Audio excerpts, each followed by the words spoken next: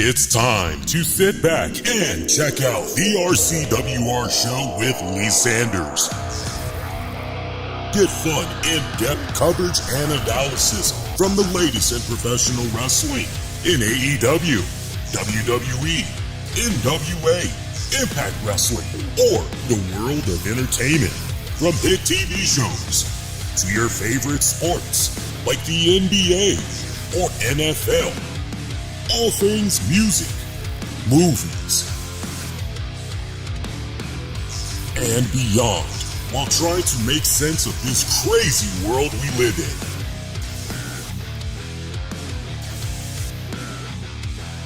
All while keeping it honest, insightful, and interactive since 2011. And now your host, live from the nation's capital of Washington, D.C., Lee Sanders.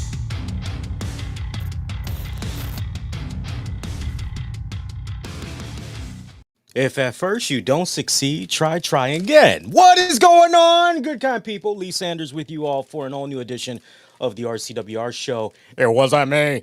Look, I had nothing to do with that technical glitch that was happening just now. We're live, pal. I checked everything out as far as the connection goes. Everything was on point. Looks like it was I don't know. Looks like it was maybe something on EV Mux's end. What's going on? We are minutes removed from an all-new WWE RAW as it came to us from Pittsburgh. And for those of you that are not aware, right now, WWE RAW, now that it's in the books, SmackDown is being filmed at the time that we are live right now. And that episode you guys will be seeing this coming Friday. A lot of people were really thrown off last week when they heard that this week's Raw was going to be on at a special time of 6 p.m. Eastern, 3 p.m. Pacific, going, I don't understand. What the hell is going on? Is there some type of a national game? What's causing all of this?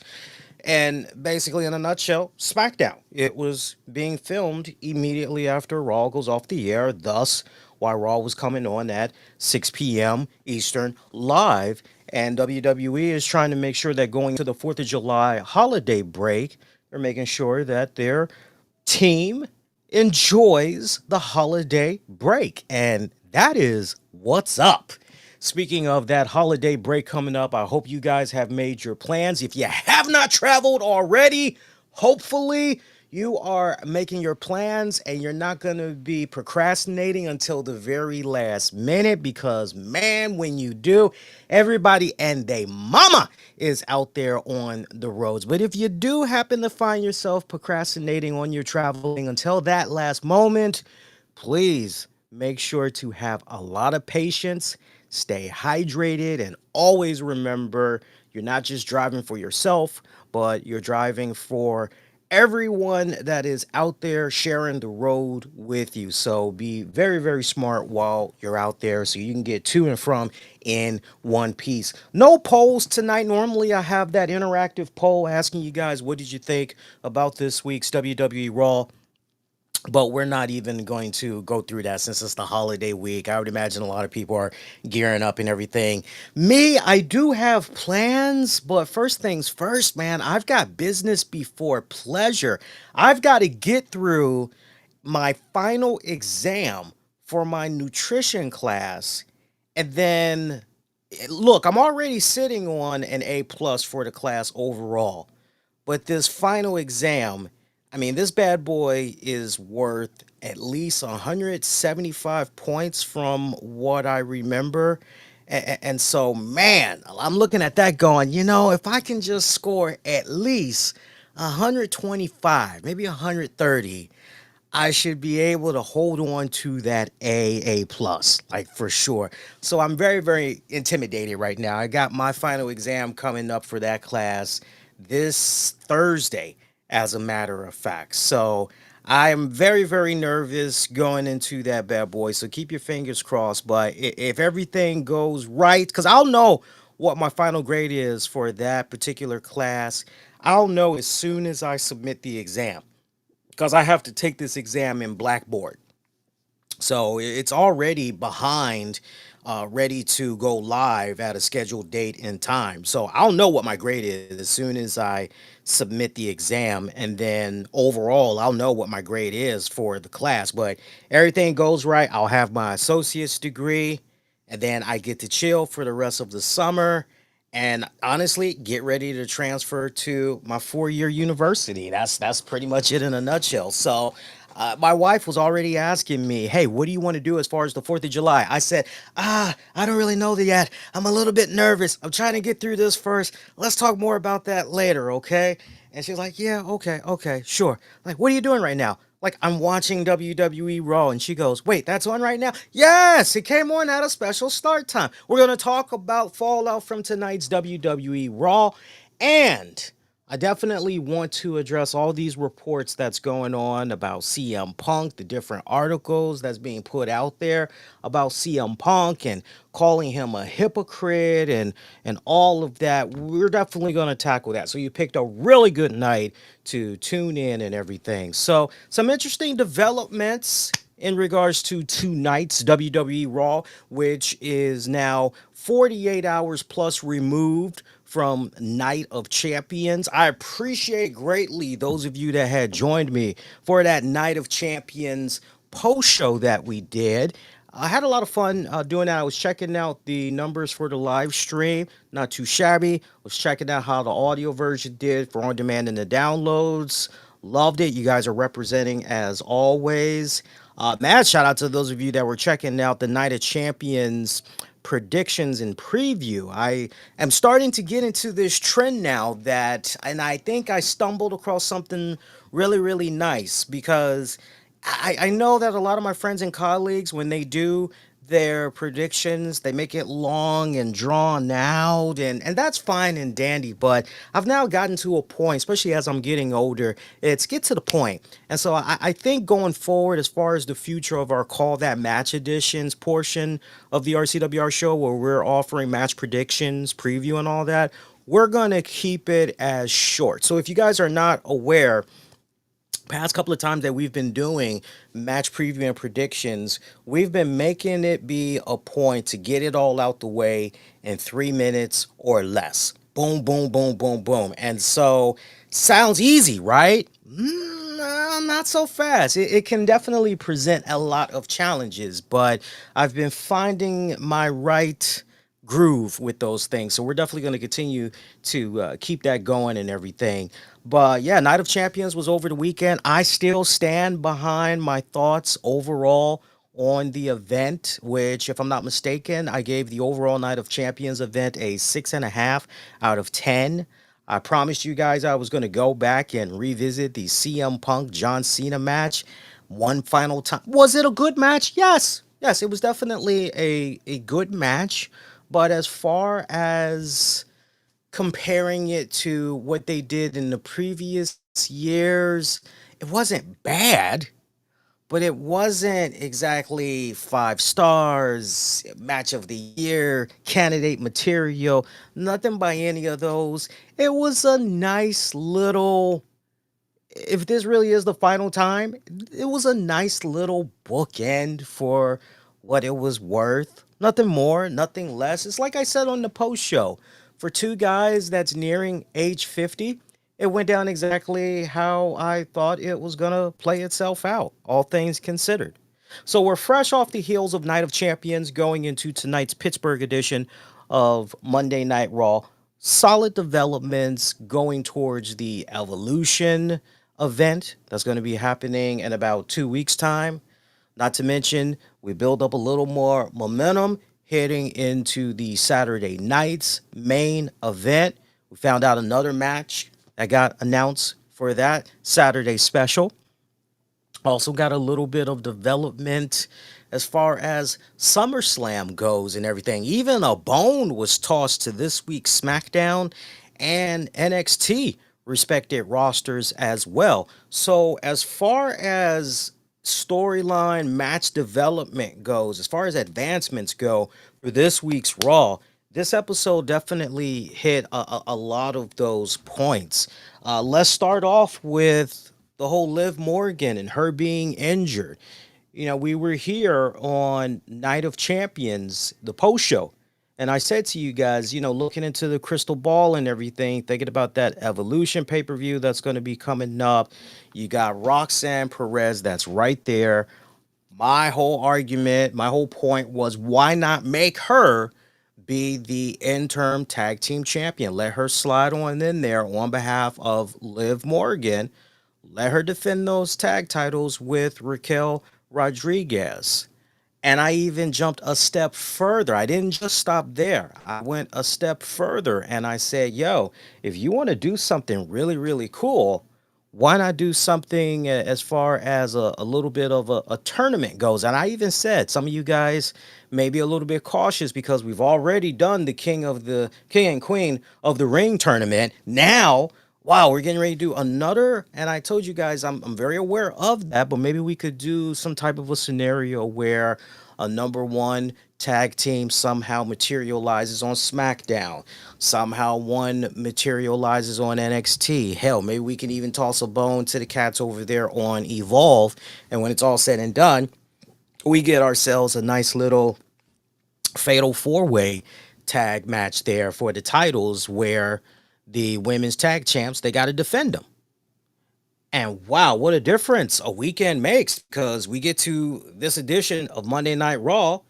And what happens? Well, we hear from Judgment Day after Finn Balor and JD McDonagh were successful in defeating New Day to become your new World Tag Team Champions.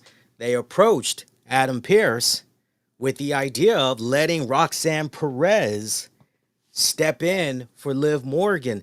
Dominic Mysterio was not exactly keen on the idea when he heard about it later on, but Adam Pearce, Nick Aldis, they love the idea, but they told them, look, if we're going to do this, then we need something from you guys. Like, we're going to go ahead and we're going to let Roxanne slide in there, but we do believe in earning your keep.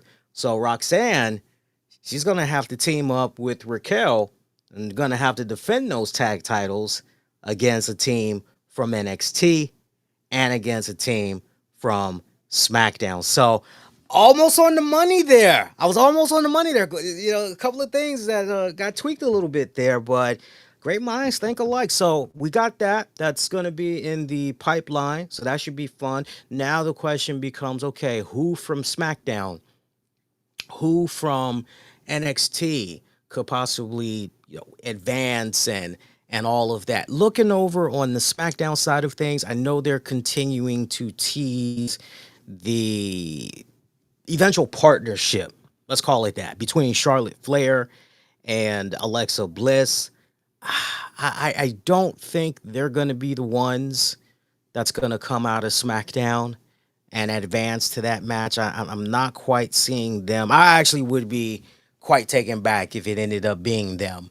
Looking over on the NXT side, well, we know that Metaphor, that pretty much is no more because we had some of the girls that included Lash Legend, so that's kind of like now in a different direction. But maybe we could potentially see Lola Vice, and I'm trying to think who was her tag partner there from the Worlds Collide event. I'm having a hard time picturing who her NXT tag partner was from that match, but Lola Vice. Oh, you know what? It was Lola Vice and Stephanie Vaquer. That's who it was. So yeah, and Stephanie Vaquer, she is now a Raw girl, which, by the way, no Stephanie Vaquer this week. Hopefully we'll get her back next week and everything. But yeah, that's kind of an interesting situation that we got going on there. I would have to really sit down and look at the NXT and SmackDown rosters, because I'm still a little bit out of the loop on current story arcs, things of that nature. I don't know it by heart like it is when it comes to Monday Night Raw and a couple of other shows. So you guys got to forgive me on that. But I will tell you this. We are going to be doing a bonus show that's going to drop right before the 4th of July holiday weekend. And by that episode, I will have definitely scrutinized the roster more and I will give you my top two tag team picks for each respected show that I feel okay, they're probably going to go in this direction. I'll give you what direction WWE is most likely to go, and then I'll give you my personal, hey, this is where I would go, and then we'll see, what comes out on top at the very end. So nice development right there as far as evolution goes, and just where we are with the women's tag division and all that. Now I had mentioned New Day, who have only defended the titles. I think we're lucky if it's twice since they won them a couple of months back. Really haven't been doing anything. I don't know if that's honestly because of scheduling conflicts, other obligations.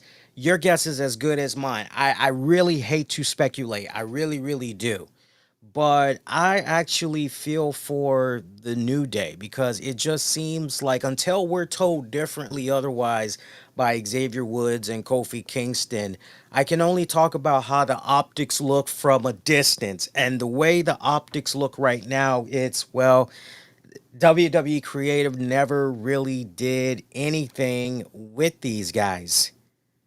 They never did. You do all this great stuff with, and this is what's even more infuriating for me with New Day, is the fact that you got Big E, who decided he wanted to get involved and play a centerpiece in the next evolution of the New Day. And so he comes back and we get this great, big, epic segment involving him, Xavier, and Kofi. And what a great payoff that it was, the several weeks leading up to this monumental payoff. And it's definitely going to be, for years to come, one of the most talked about television turning segments involving characters, a stable, you name it. So we do all of that, and things pretty much run flatline afterwards. That's what really infuriates me the most because I was expecting a whole lot of, and I mean, right after they turned on Big E, these guys were super, super over with the crowd. They could not even utter a word without being booed out of the building. They had that Dominic Mysterio heat, if not more amplified. And in my eyes, at least, not sure about you all, but feel free to sound off and let me know your thoughts about how New Day was handled by WWE. It just feels as though WWE let these guys down tremendously. It was almost as if they weren't quite sure what to do with them. And so, almost in a way to pacify the fans, kind of, and then just, well, let's just do this and then we'll figure out something down the road or whatnot. You put the tag titles on them. What's like the most that was done with these guys when they were the tag champions? Well, they were backstage, lying, conniving, scheming with the likes of Austin Theory and Grayson Waller, trying to figure out ways they could hold on to those tag titles, but nothing really materialized storyline wise. Nothing really materialized match wise. I mean, yeah, we saw them go at it a little bit with the oh my god, and that's another team that we haven't seen in a while and everything. But the I'm drawing a blank on their name, Ivar and Eric. The oh my god, I'm drawing a blank on the Viking Raiders. Yeah, the Viking Raiders. Yeah, we saw them kind of little bit there. Judgment Day a little bit in there. There was one other tag team that was kind of thrown in the mix for just a hot minute, but other than that, really hadn't been doing anything, and it's very unfortunate. Now, if you are a fan of the Judgment Day, then you love the fact that Judgment Day won the tag titles tonight.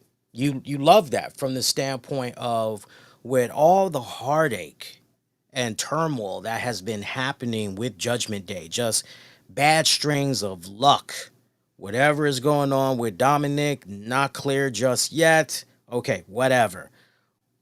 Carlito, no more. He's out.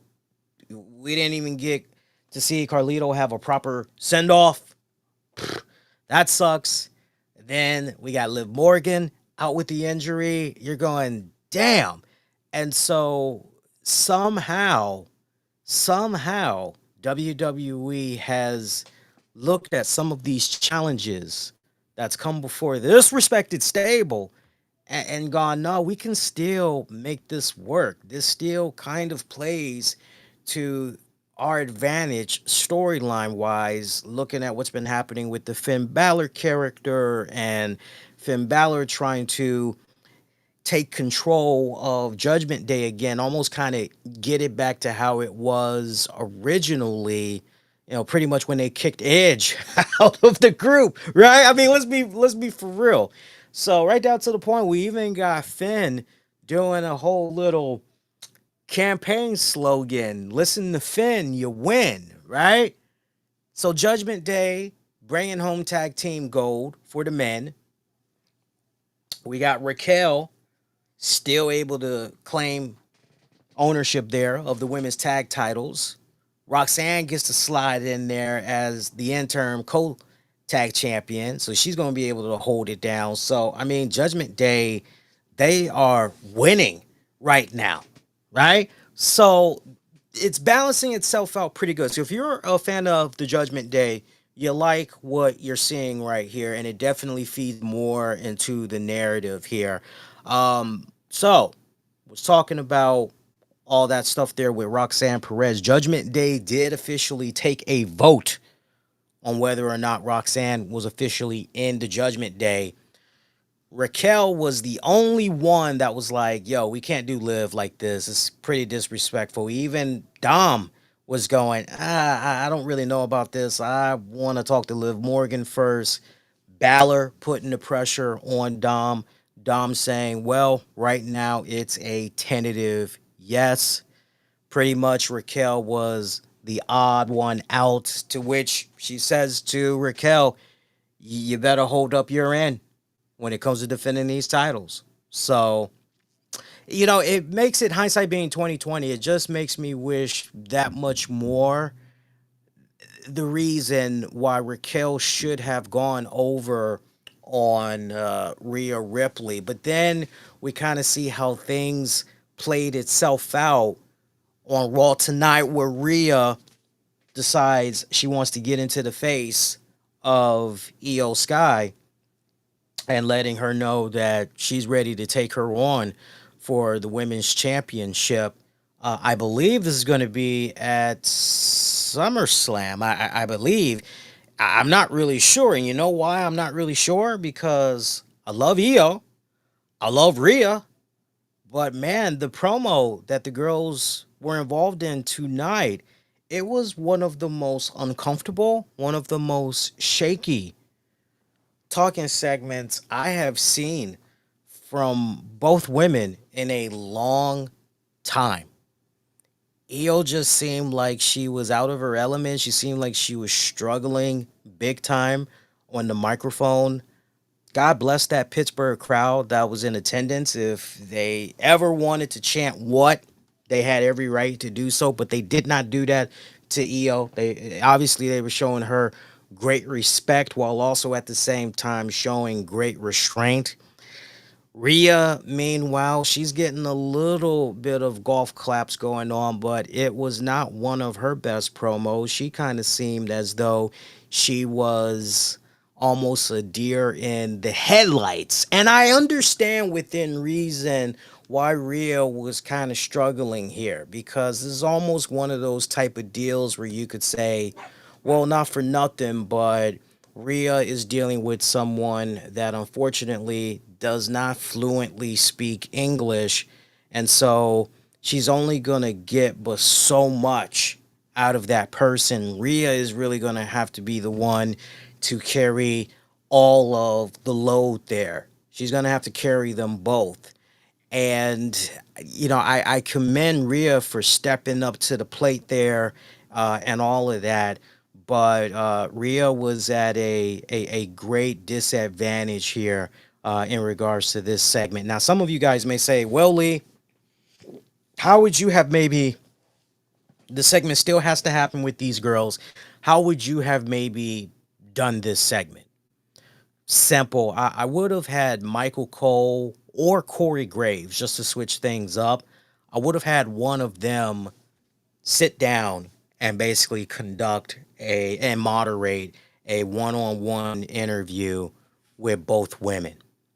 And I would have had Io talking her trash in her native language, give the live crowd a English narration dub, but for the folks at home that's watching at home, they get a English subtitle overhearing EO's, actual native speaking voice. And Rhea can just be reacting that way. I mean, look, not for nothing. Hate to, kind of peel that curtain back a little bit, but not for nothing. Rhea would have known exactly what EO was saying beforehand because she would have been given a script and she would have been shown every single thing that EO would have been saying. So it would have been very easy for her to essentially follow along. Also helps when you have a teleprompter in English that's scrolling, kind of if you set up the cameras, just right, especially if you're kind of doing a overshot camera, if you will, you can do it in a way where, okay, this isn't being shown to the people at home or those watching at the arena. You can do it in a way where Rhea can easily, like, it's very easy to do. It's very, very easy to do. I know because I know about cameras, setting them up, and, I've done a few television production classes, so I know what I'm talking about. I think that, really plays to both of their strengths, mainly EO's, and you save yourself from any type of position where someone's uncomfortable. You feel what I'm saying? So I'm sure the match is going to be good. Like, make no mistake about it. I want to make sure I double down on this. The match itself is going to be fine. There's no doubt about that. But what we had saw tonight, that can never happen again, because if that was your way of trying to sell a match between Rhea and Io, it was not a good delivery. It's not a good delivery whatsoever. Now, what was a really good delivery for an upcoming match?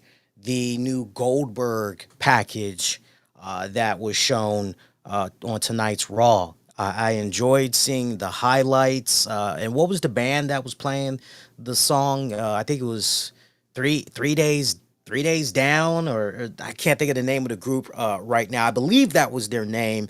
But the name of the song is Domination. I love how they had that playing over some of the Bill Goldberg highlights from WCW and all that good stuff.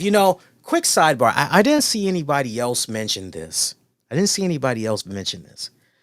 But do y'all think it's funny that every single time we see some type of a Bill Goldberg package and all that, we dare not show any footage of what he did in the WWE when he speared the living hell out of Dwayne "The Rock" Johnson in the brief little match / feud that they had? We dare not show when he was working with Chris Jericho. We dare not show when he was working with Triple H and all that and Evolution. We dare not show any of that. It's like, it's always got to be the WCW stuff. I'm just saying, not for nothing, but not everything was bad with Bill Goldberg and WWE, the first rodeo. Fantastic video package there, really hyping up this upcoming Saturday night's main event match against Bill Goldberg and Gunther for the World Heavyweight Championship. Oh, loved it. Remember, Saturday night's main event, that's going to be going down on Saturday, July 12th. To that video package, while we're speaking on that, Gunther did make an appearance, pretty much reiterating what he's been saying week in and week out, which is basically, hey, Bill Goldberg, you ain't nothing but an old man. You're like a 60-year-old old man. You talk about how you don't like bullies. You don't like people that are bullies, that bully people around. Well, I'll tell you what, I'm a bully. I'm gonna be that bully. I'm a big bully. And I'm gonna treat you like a piece of crap, as I'm gonna expose you for never having it. Like, you never were the man. Like, even way back when, like, no. And then when it's all said and done, once I put you in your place, then it's going to be me going, who's next? To which Seth Rollins, Paul Heyman coming on out there. Rollins, very interesting choice words that he had for Gunther, letting him know, hey, just because my mind and my eyes was elsewhere, Night of Champions with CM Punk and everything, don't think for 1 second I haven't had my eyes on you, Gunther. Nah, I made a vow a long time ago, and I've been keeping that vow, which is as long as air is still breathing in my lungs, CM Punk will never be WWE champion. And so he personally went to Saudi Arabia with his guys to make sure that streak continued. So mission accomplished. But when it comes to Gunther, hey, Gunther's on notice because he's got a World Heavyweight Championship too. So best of luck, champ. But before Seth Rollins could really relish in this confrontation with Gunther, CM Punk comes out on site, brawling, trying to get his hands on Seth Rollins there. Seth Rollins, I mean, they kind of did a little something there. A little something. Seth getting ready to do another curb stomp. Punk was able to counter, get in his licks, had Rollins running for the bleachers, running up to the rafters. Hilarious stuff. I actually enjoyed seeing that. Before Punk could get out of the ring, Gunther grabs him by the arm, to which Punk shoves him big time. Shoves him so bad, shoves Gunther on his ass. So to now see CM Punk and Gunther intertwined and basically a preview, a taste of things to come. Yo, sign me up. Sign me up. I would love to see those two guys in a match together. That'd be some pretty good stuff. Seth Rollins enjoying what he was seeing between Punk and Gunther, but little did he realize LA Knight approached from behind, started beating on his behind. They take the fight over to the concession area where it looked as though maybe Rollins threw a plate of nachos or some type of chips at LA Knight, and LA Knight sold it as if he got acid in his eyes as Rollins just disappears. And LA Knight just looks on like, where did he go? And clear as day, Rollins cannot run any faster, but just clear as day, you see where Rollins is going, and LA Knight just stands there. I popped hard when I saw that because I'm going, you can still pursue this guy, right? Like, it was only chips. Like, seriously. It was only chips or whatever the hell. Like, come on, man. Seriously? Just pretty hilarious. Hey, look, I was going to talk about it until later on, but since we're talking about CM Punk and how he's still intertwined there with Seth Rollins, and now we got the tease of this feud, this program on the horizon with Gunther and everything, let's go ahead and let's talk about CM Punk right now. I'll try not to make this be too long-winded because, there's some more stuff that we got to talk about from tonight's WWE RAW. But, I've seen all the comments that's been put out there about CM Punk. And I don't want to rehash because I know by now a lot of you guys are very well aware from some of your favorite other podcasters or you've read it on social media. Maybe you checked out your favorite wrestling site. It's like we don't need to count the many ways, but by now we're aware of the comments that CM Punk made about Saudi Arabia many years back. More specifically, what he had to say in regards to the Miz and how he can, Saudi Arabia bloody, whatever. Like we know all that.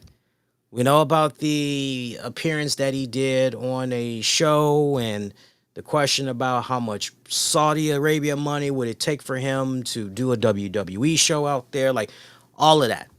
So yeah, I can put a pretty little ribbon on all of that without being long-winded, right?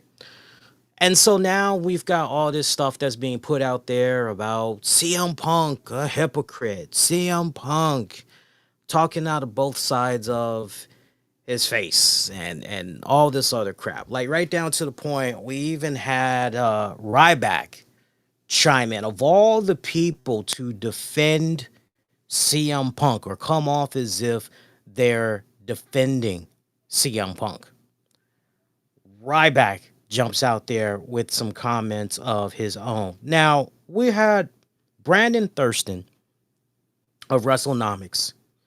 And when it comes to Brandon Thurston, I think Brandon Thurston does a really good job over there at WrestleNomics.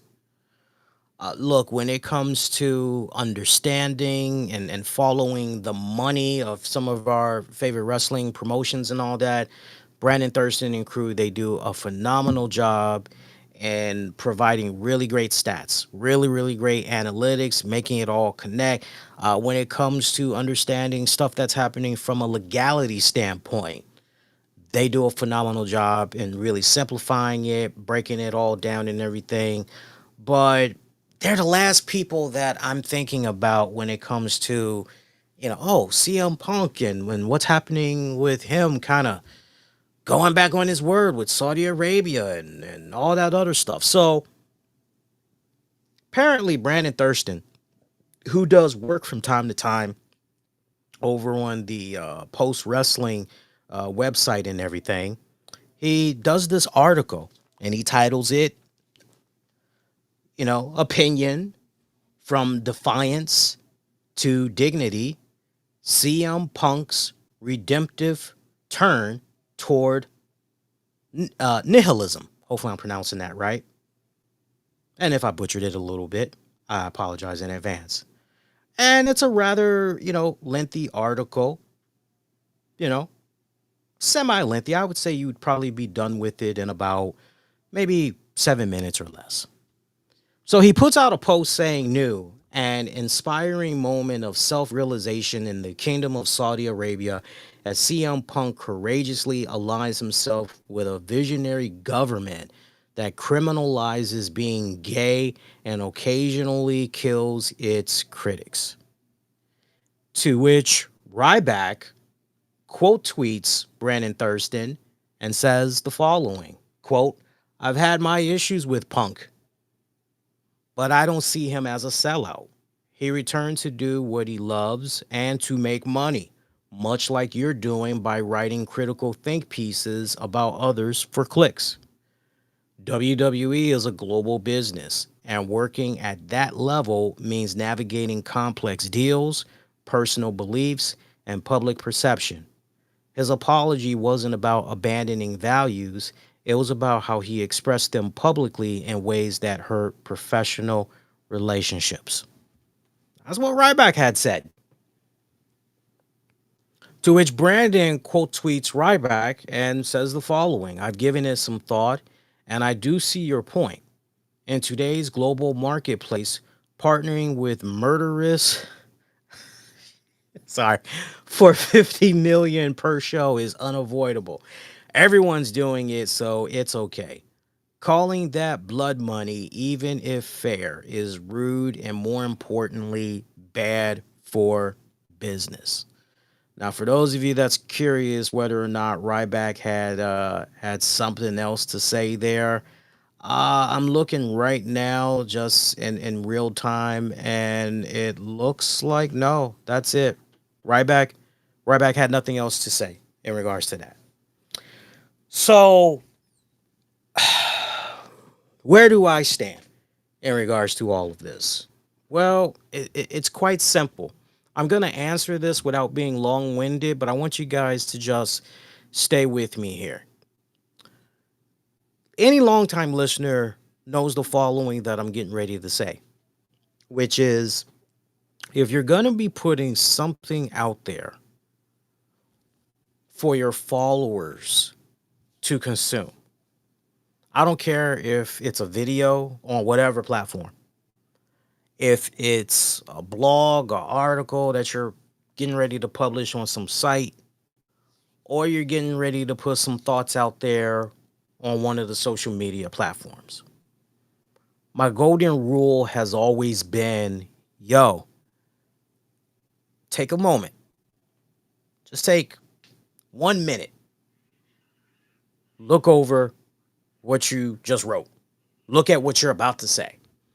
Or look at what you've already said. And before you hit that publish joint, ask yourself, like, can you really stand behind this? Are you really cool with this? And if you really are cool with this, just know that even if you were to delete this, it's always going to be out there. It's always going to be out there no matter what. So you got to own it, for better or worse. You got to own it because it's out there. Even long after you're dead, it's going to continue to be out there. My golden rule is always, if you even hesitate for 1 second, just 1 second, before you hit that publish button, then it probably has no business being put out there. That's always been something I've said on this show repeatedly over the years.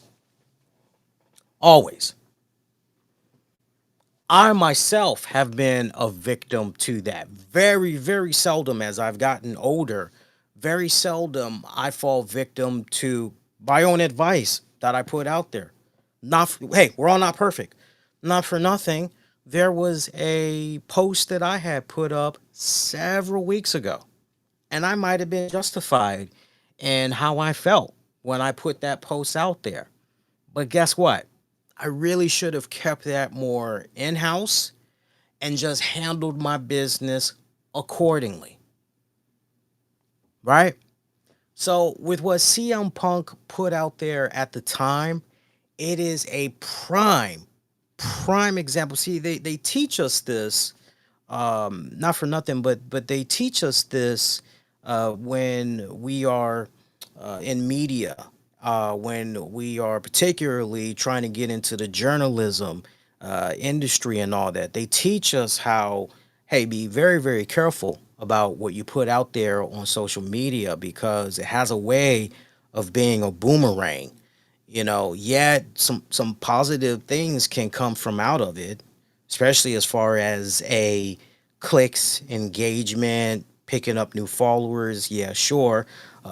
It creates healthy dialogue, critical thinking, but then on the flip side to it, that same boomerang can also bring back a lot of negativity. It can bring about conversations that you did not anticipate, and I think a really good example of what I'm talking about is, I mentioned it here on the show before, the Leon Harris, NBC4 Washington news anchor situation from last year. Bullet points to get newer listeners caught up to speed. I'm watching Thanksgiving. I'm watching the news on Thanksgiving Day. Leon Harris appears on the news broadcast lit. I mean, this dude was intoxicated. It was pretty obvious. I put out a post on social media tagging NBC4 Washington going, what the heck is going on with Leon? And I basically said, I hope this guy hasn't relapsed again. And like, whatever's going on with this guy, get him the help that he needs. Pray that he hasn't relapsed, or maybe he's addicted to some type of painkillers or whatever. And there were so many people. That's like still one of my most popular posts of all time since I've been on Twitter. And I've been on Twitter since like 2011, 2012. That is still like one of the most retweeted, liked posts that's out there.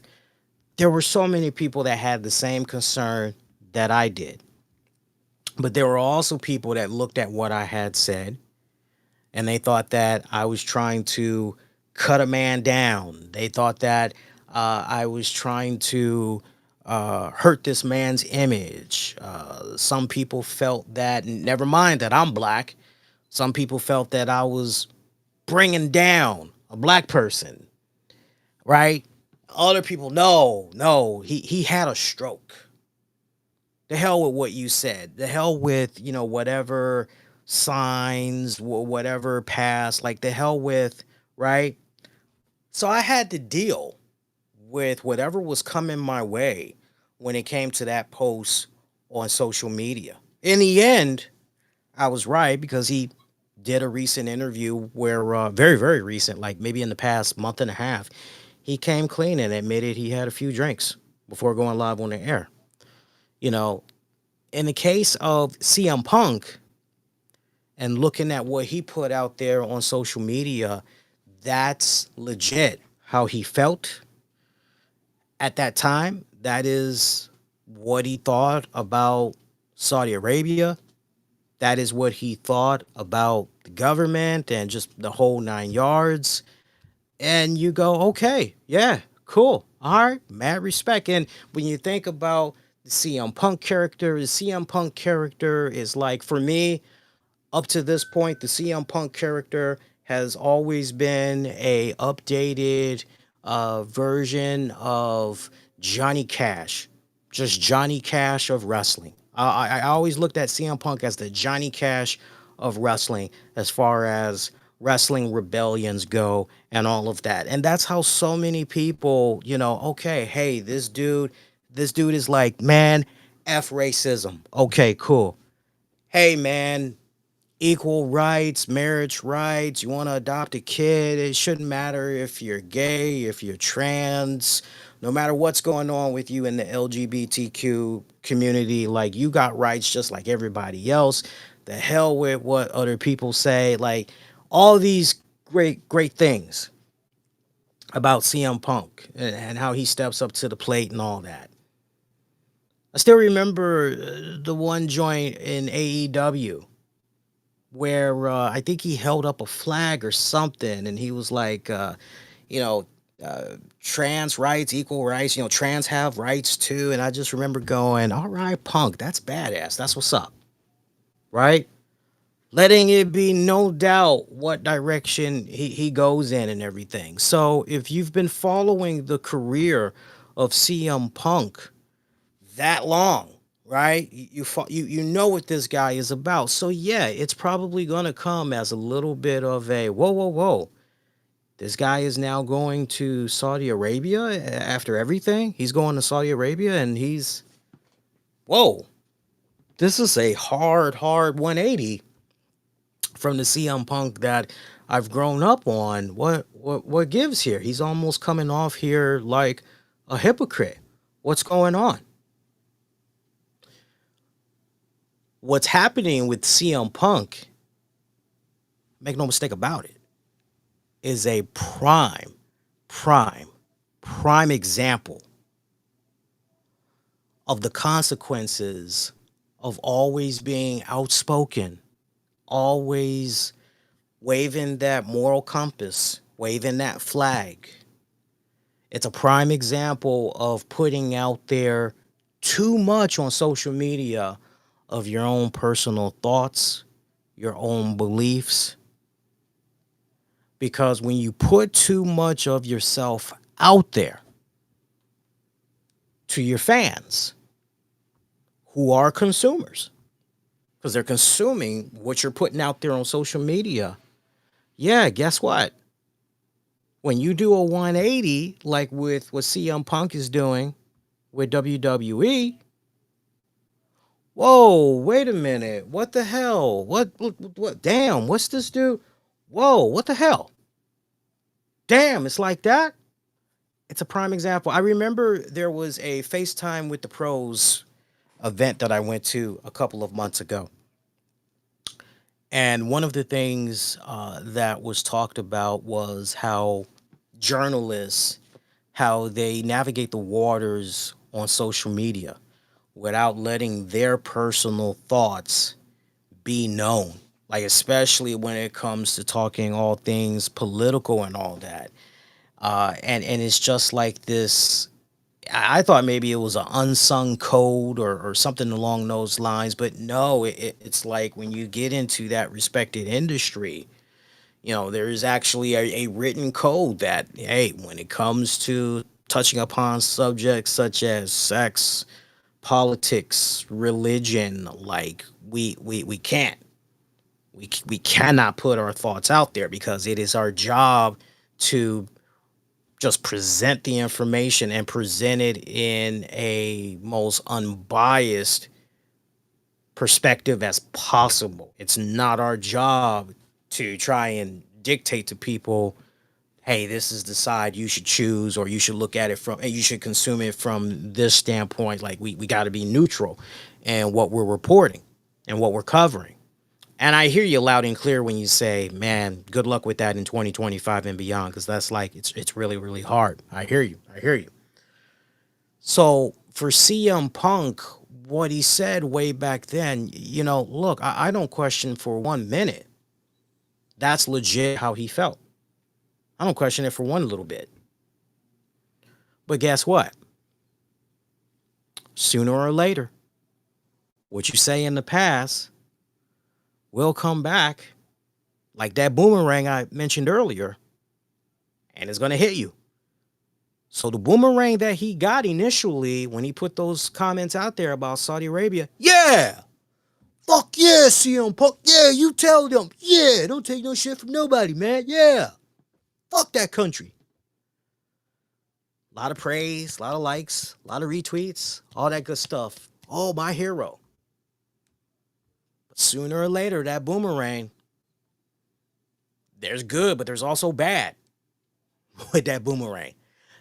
Now he's catching the bad. It's an unfortunate situation, but it's a prime example of how we all of us, it doesn't matter if you're in journalism, if you are an aspiring actor, you're a singer, like it doesn't matter what you do. You have to be very, very mindful of what you put out there on social media. Even in a day and age where like some people, they think, oh, well, I'll just make this other account and I'll just, I'll just use this as a trolling account. I'll pull a Kevin Durant and like nobody will ever be able, sooner or later, you're going to slip. Sooner or later, you're going to slip.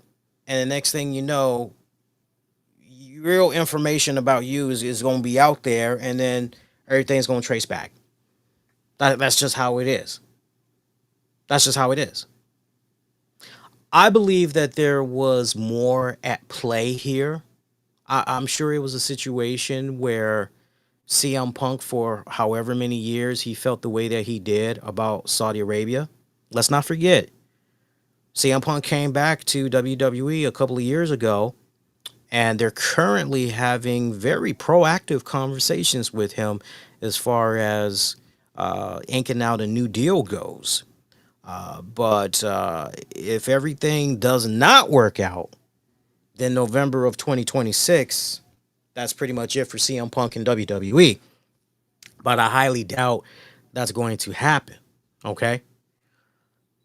I would like to believe that in these talks, whatever's been happening with WWE and CM Punk, and for whatever is remaining with him and his dates and all of that good stuff, I would not be surprised if WWE said to him, hey, look, we got this Saudi Arabia thing that's going to be coming up.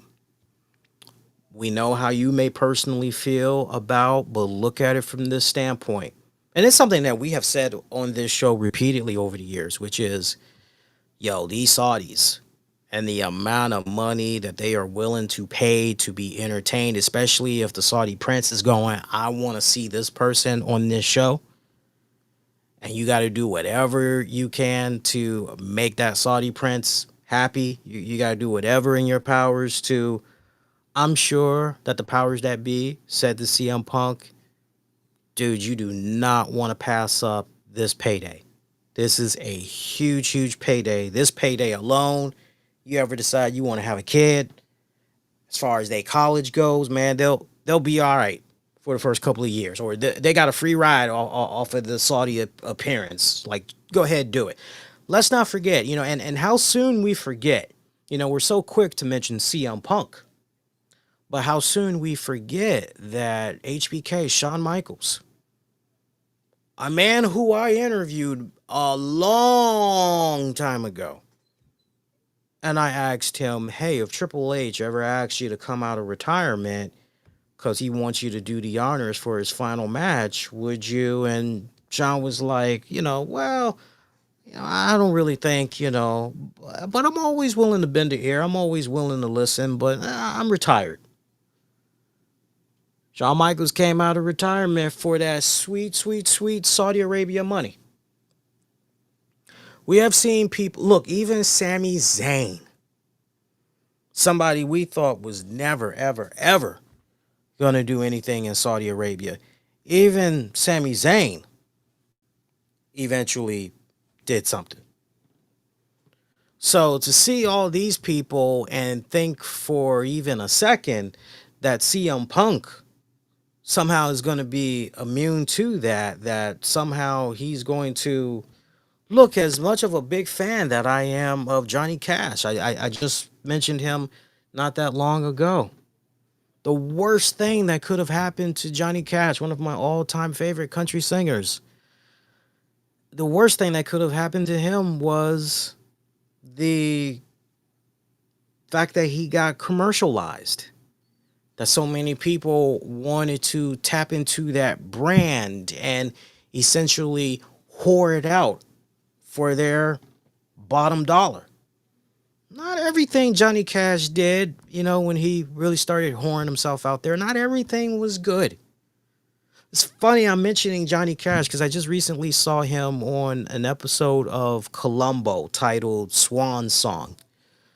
Boy, did he do a phenomenal job as the bad guy. He brought so much mad swag, great charisma. Normally, especially when you look at those handful of first early seasons of Columbo, some of the villains that's on there, they're very overly animated, a little bit too cartoonish, too much of the theatrics, and you're really watching for Peter Falk, to pretty much carry it and everything. But man, and you could tell Peter Falk had a lot of fun going back and forth with Johnny Cash. Really good stuff. Go check it out.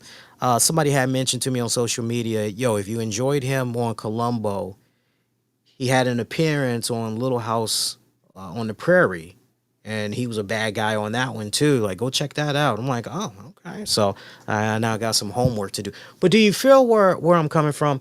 It's a prime example. It's a prime example. And like I had said, without even mentioning Brandon Thurston's game, and this is my message to anybody that's out there. We all can talk a really good game about, oh my God, I would never. That wouldn't be me. Oh no, you wouldn't catch me doing that shit. Oh no, like everybody, how dare he? What was she thinking? Like everybody talks a really good game until they actually end up being in that position. We all can talk about what we would do, what we wouldn't do, and how we could make that situation better, or yeah, we ain't touching that because we're gonna leave that alone because we all got a really good game. We talk a really good game, but you really don't know what you're capable of until you are actually in that position. Straight up. I'm almost kind of reminded, and I don't mind sharing this. It's not too personal, but that's how we do on the show sometimes. We let loose. We're real, right? We're real about it. It almost reminds me of a Zoom interview for a fellowship that I had did, I would say at this point, a month ago. And the guy that I had did this fellowship interview with, my God, this dude was just going through the motions. That is the best thing I can say in a nutshell. This guy was not being counterintuitive. He wasn't being interactive. I'm giving him breadcrumbs. Yeah, I got accepted by this college and I got accepted by this college. I'm not getting a congratulations or, oh, wow. Like, so what's your decision? Who are you going to go with? Like, I ain't get none of that. I mean, this dude was just, it seemed like he was just phoning it in. It was one of the worst interviews ever conducted as far as I was concerned. And I let my thoughts be known on social media. Needless to say, another individual, and the way I phrased this when I put my thoughts out there about this on social media, when Tams read what I said, she took we were sitting in the kitchen And she reclined back a bit in her seat. And she said, God damn. I said, what? It's like, no. She's like, your writing has gotten much stronger over the years. Like to date, that is like one of the most strongest pieces you've ever written. Like that's good shit. Like you're not bashing, you're not throwing names. You are very articulate with what you're saying here. Like how nobody can feel where you're coming from. You got me. Like that's really good shit that you wrote. Well, thank you. So about almost a month later, I hear from this different person at the company. She's interested in conducting a Zoom interview with me to see what we can do. See if maybe we can try to get me in there somewhere. I'm saying to myself, she must not know what happened with this other interview. And I told her, this links back to CM Punk. You got to be very careful what you put out there on social media. Remember that. I told this woman, I said, hey, I appreciate you reaching out. Appreciate you thinking of me and everything. Before we go any further, I need to let you know about this employee who I had a really bad experience with. It was an employee of your company. I mentioned the name and I said what happened. I gave the bullet points and I said it was such a really bad experience. I actually talked about it on social media. More specifically, I went in depth about it at the following link here. And I followed it up and I said, look, I can respect it if you, at this point, you want to go in a different direction. Like, totally understand, especially after you get with this person and you decide you want to go in a different direction. All respect. Otherwise, if we could maybe work something out, hey, I'm down with that too. Your man Lee here was not expecting to hear anything else from this woman or this company ever again. She gets back to me a little over a week later to say, I am so sorry about the experience that you had.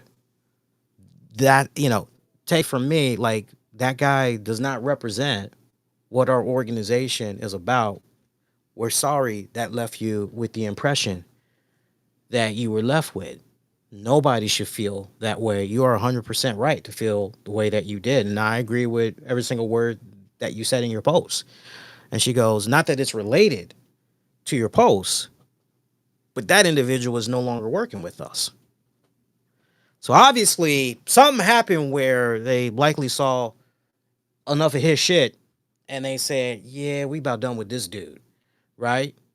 And so do you understand, younger listeners out there? Do you understand?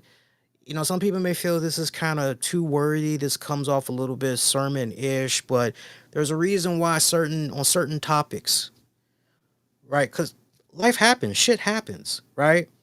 When I say to you guys year after year, multiple times during the year, be careful with your words. It's a way with words. Be careful what you put out there on social media. I'm not perfect. Even I fall victim to it once in a while. And trust me, I beat myself up when it happens. Because I go, God damn it, I should have known better. But that carrot once in a while, it gets to me. And I take it. I take the bait sometimes. Right? With CM Punk, this is a prime example of overexposing yourself. Putting too much of yourself out there on social media. And it's a very teachable moment. It's a teachable lesson for everybody that's out there. CM Punk, a hypocrite? No. I think if anything, at the end of the day, he's like you, me, and everybody else, which is a capitalist.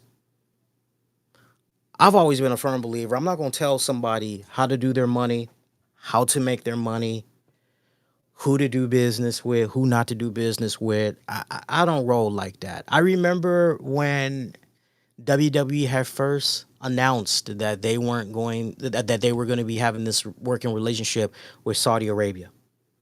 And I can remember, I'm not going to mention no names, but let's just say veteran podcasters. And no, I ain't talking about my good friends and Mish and Joey from Wrestling Soup. I ain't talking about them.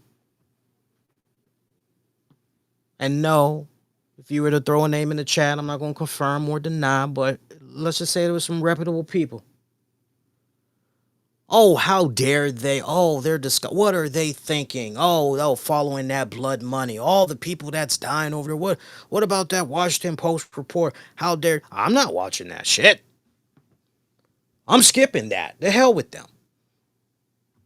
Yeah, I stand with everybody else that feels this way. I'm not gonna cover that shit. I'm not gonna talk about that shit. That shit never happened. I am probably messing up the YouTube algorithm right now with all the profanity. Apologies. I'll try to reel it back more. But these same people that said all that, oh no, I'm boycotting. There were even people that said, I'm boycotting WWE in general. F that company. I'm not watching another pay-per-view. They're not getting any more of my money. Nah. Peace. There's a whole lot of people that was talking a real good game. Some of them, I remember the first Saudi Arabia event. Yeah, they held out.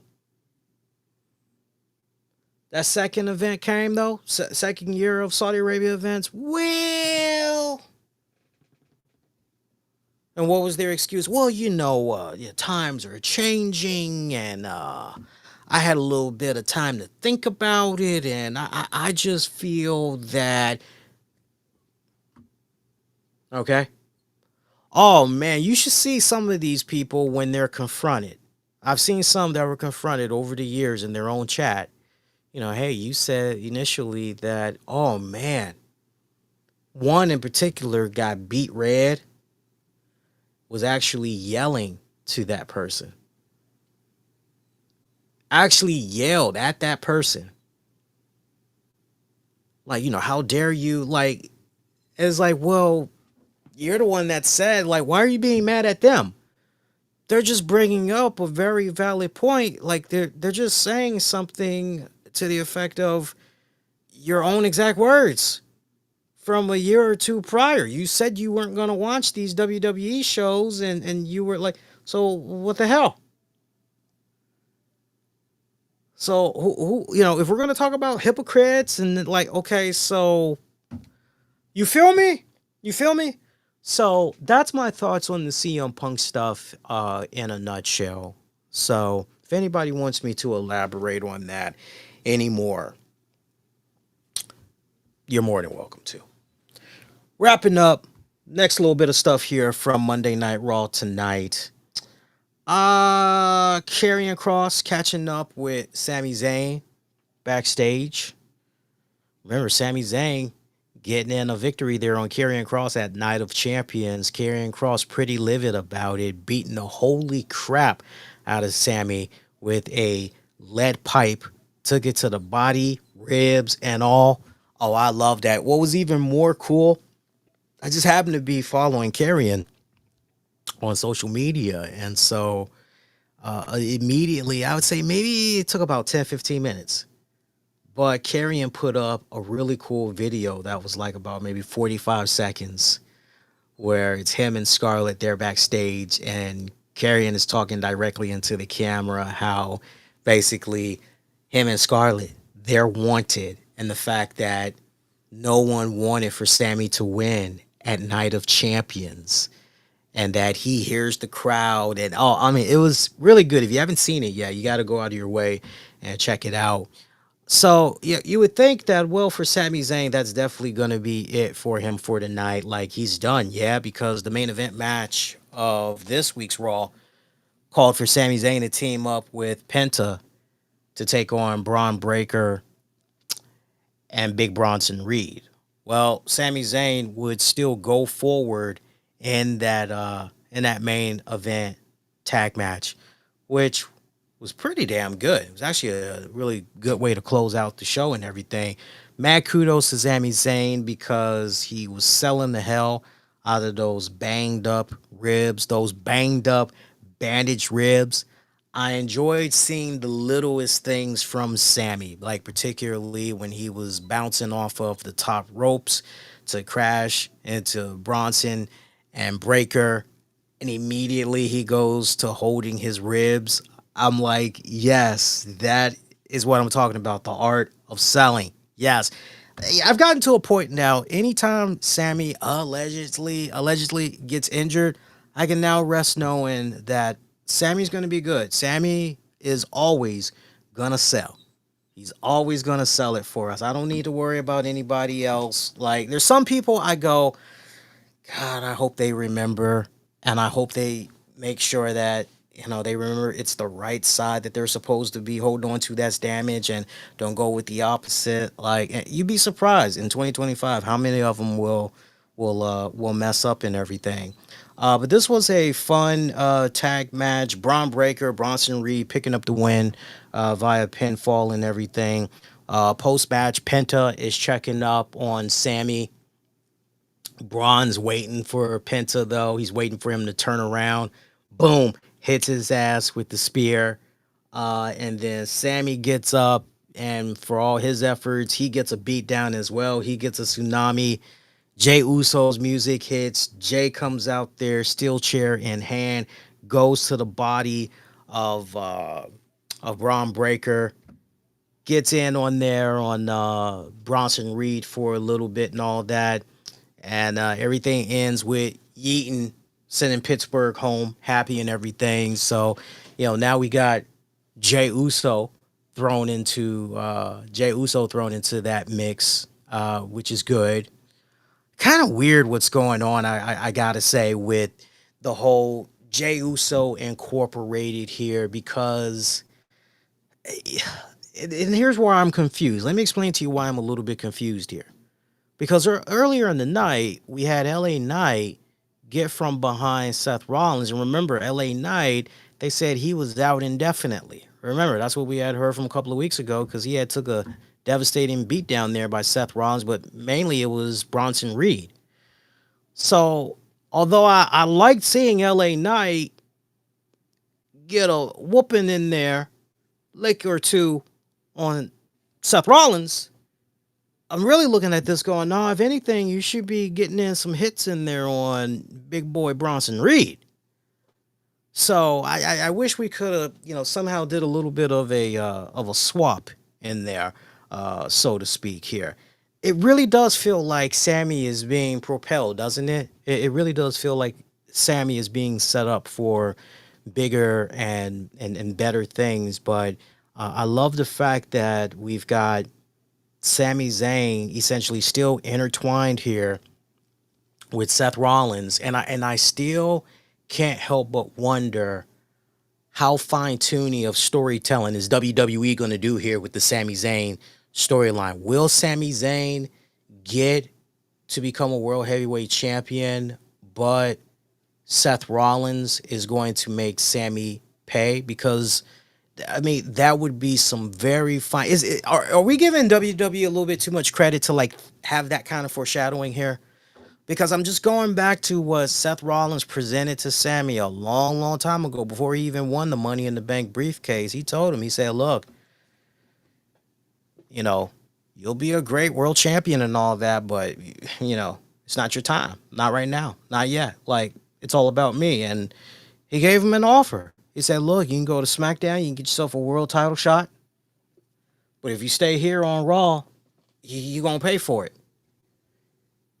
And we saw the decision that Sami ultimately made. So I just can't help but wonder how fine detail and a full circle moment in storytelling is WWE going to try to go for here. Is Sami actually going to become a world heavyweight champion only for Rollins to cash in and talk about a heartache? Talk about a heartache, man. Some other action on tonight's Raw. We did have Bayley taking on Lyra Valkyria. Whoever won this match would get to face Becky Lynch for her Women's Intercontinental Championship at a later date. Decent match, but it ends in a draw. I hate when we get lazy ass stuff like this, but this, So I guess at this point it's going to be a triple threat match. The real question is it going to happen maybe as soon as Evolution, or is this going to play out on an episode of Monday Night Raw? or is it possible this might happen SummerSlam? What would you guys like to see happen with these girls? First of all, are y'all still even remotely down for, I never thought I'd say this, but I think Bailey is in really good shape right now, by the way. I love Bailey. Love her, but it's happy to see her come back after being gone for so long, and it just felt and fell a little bit flat there. Her program with Becky Lynch, this program with Lyra, eh. I'm just ready to see all three girls move on. I just want to see them move on from each other and go in other directions. Like, is it just me? I really can't help but ask that question to you. Are you all in the same vibe, that same zone that I'm in? I just feel like this is, yeah, it's not okay match that we got, but it just feels like the chemistry really is not there. I could be wrong. I could be wrong. Other than that, just looking at my notes here, seeing if there were some other matches that went down tonight. No, that pretty. Oh, Sheamus taking on Rusev. Yo, that was definitely the match of the night. Hang on a second, guys. No, my girls are trying to scratch their way at the door, like not by the hair of my chinny chin chin. Y'all can't come in. Nope.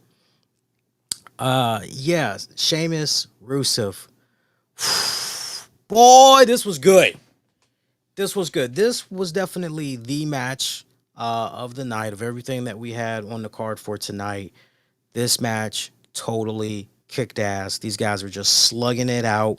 I'm thinking about Big E. Nah, just give me two big men, two big beefy men sweating, glistering.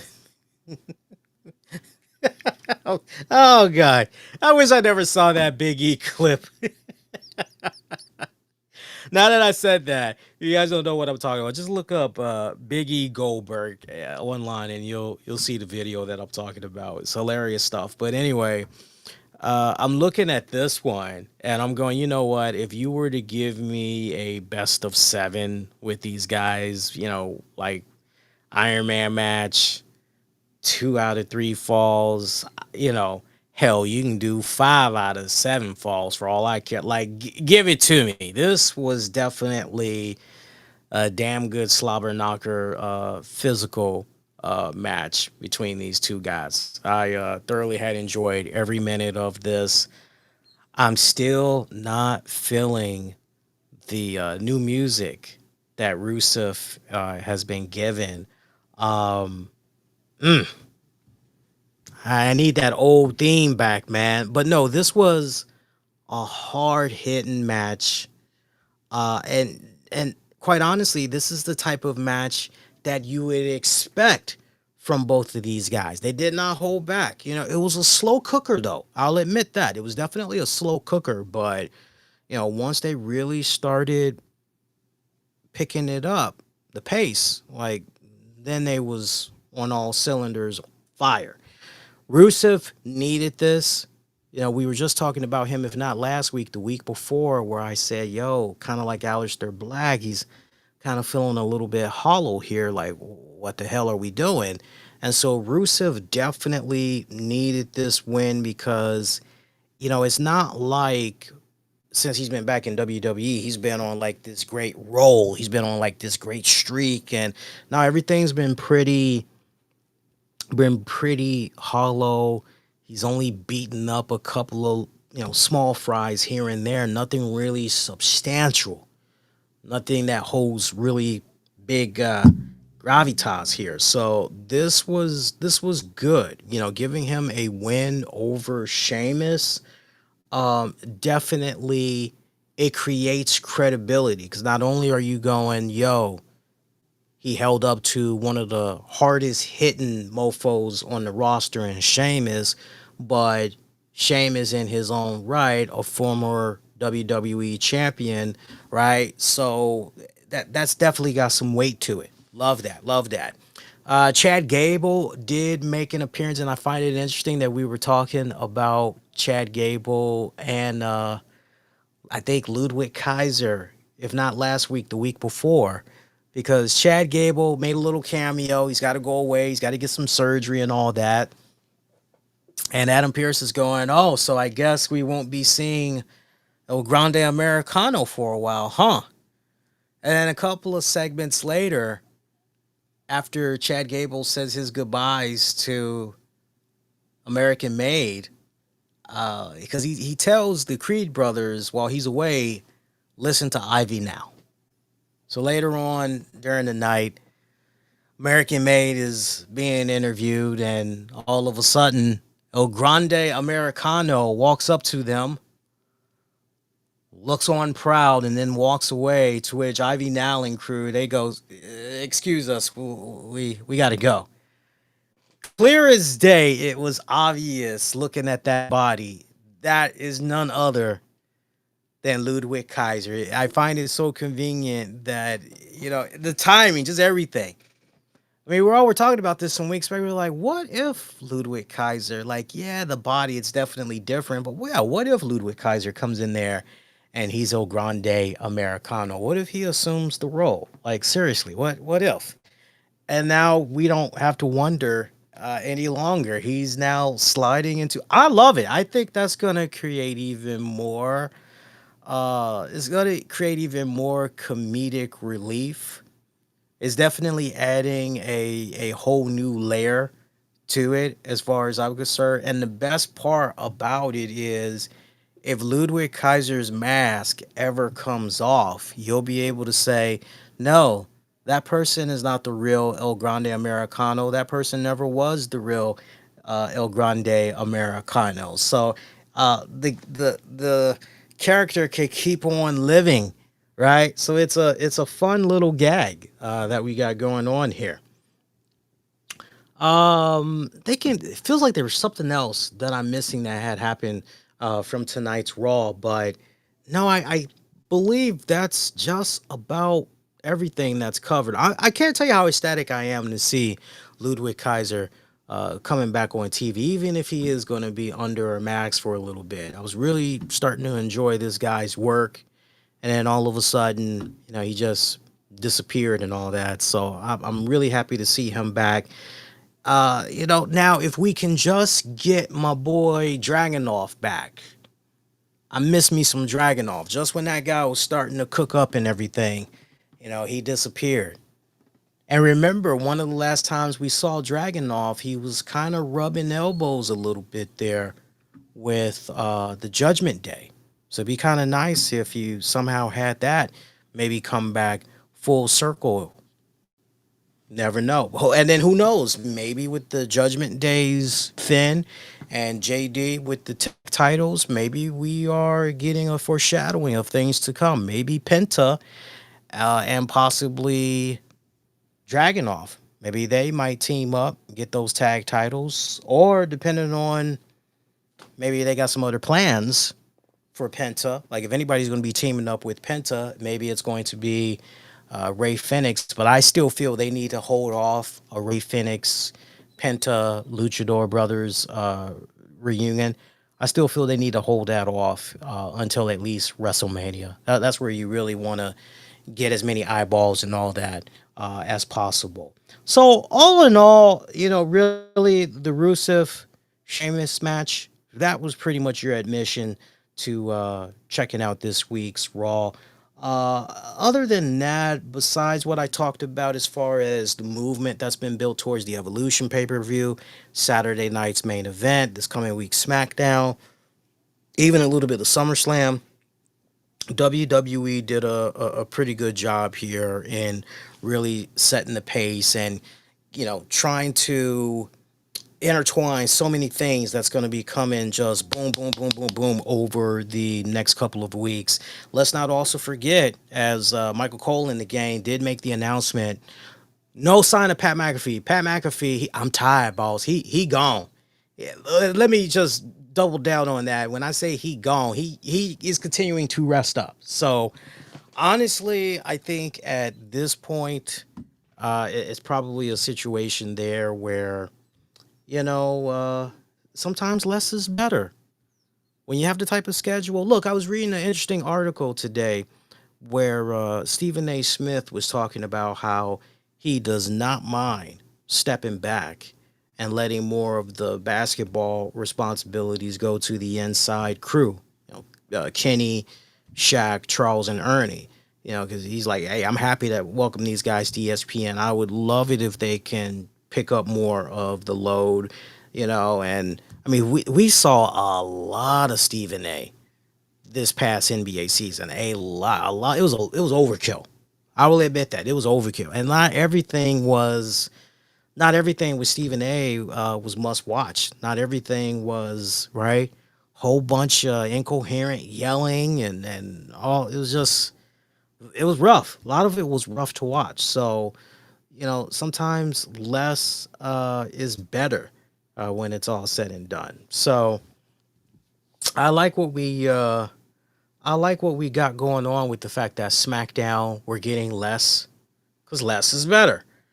We all talked about how 3 hours was really excruciating there. That third hour, it was just dragging. It was dragging us on there. So the fact that as of this Friday, SmackDown is going back to 2 hours, that is heaven. And look, I have no doubt in my mind that with Monday Night Raw, it's going to continue to do what it been doing. We're not going to be getting no 3 hour Raw. I'm not ruling that out, though, as far as, hey, could it happen from time to time? Yeah, they'll go a little. Because remember what Triple H, Paul Levesque had revealed in media rounds and all that when it came to that first Raw on Netflix broadcast, which was Netflix. There is no, hey, you gotta be off by this time. You gotta do this many hours. It's just pretty much, look, tell the story. Ooh, really? Oh, I'm sorry to hear that. I just got a text message from my wife. She said apparently there's a horrible car accident on 270 where apparently a car is on fire. So for those of you in the DC metropolitan area, and I believe that is going to be 270 going, I think that's 270 going north. So y'all be careful out there if you're going to be leaving out in a little bit. But Raw on Netflix, it has no hard, you got to go off by this time. So the fact that they can do 2 hours and a half and maybe 2 hours and 45 minutes, like, I definitely think that when it comes to maybe SummerSlam season, Survivor Series, like the big major four premium live events, including WrestleMania, I definitely feel in my heart of hearts that if they want to push that 3 hour mark and there's just loads of substance that they're going to be able to add to it to make it worthwhile, they'll definitely do it. But it's going to continue to be business as usual, I personally feel. So that is that. As far as quick programming notes, we'll have another show lined up for you guys. I do plan on dropping a show for you guys right before the the Thanksgiving holiday. Man, what am I thinking about? It's obvious where my brain is. Pass the mashed potatoes, please. No, the 4th of July holiday break. We'll get a show out for you guys right before then. That way, for those of you that's going to be traveling and everything, you'll have a bonus companion episode to this episode. And in the meantime, I want you guys to be kind, rewind, check out previous episodes you might have missed on demand and on the downloads, wherever you get your podcast. Just search the RCWR show. Yo, appreciate you guys that's been hitting up the YouTube. Continue to show that love. I mean, we've been putting out more YouTube shorts, beginning around putting out more clips. So keep showing the YouTube channel love. Make sure you hit the likes, subscribe to that channel. Let's get the subscribers up. I want to see us build a lot more momentum on top of what we're already getting on YouTube here in 2025. Get at me all throughout social media. Use the keywords, the RCWR show. And until next go around, my pretty babies. You like what I did? I was going to say something else, but nah, I'm good. Until next go around, my pretty babies, I'm wishing all of y'all to be safe. Most importantly, be kind to one another. Happy 4th of July holiday. I will see you guys next go around. Adios, y'all. Take care.